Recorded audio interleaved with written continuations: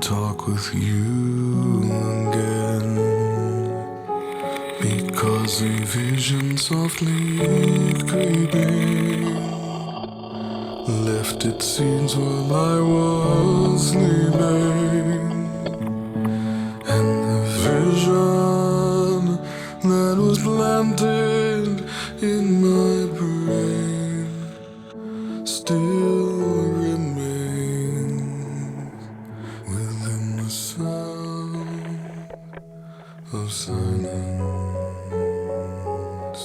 In restless dreams I walked alone,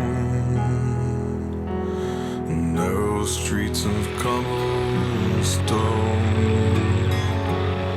neath the halo of a street lamp.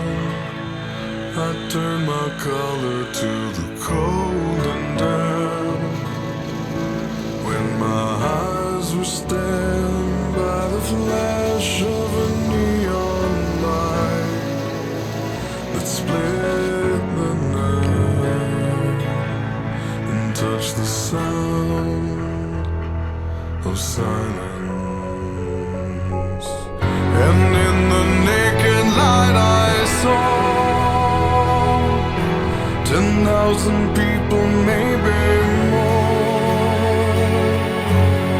People talking without speaking, people hearing without listening, people writing songs and voices never shared, and no one dared disturb the sound of silence.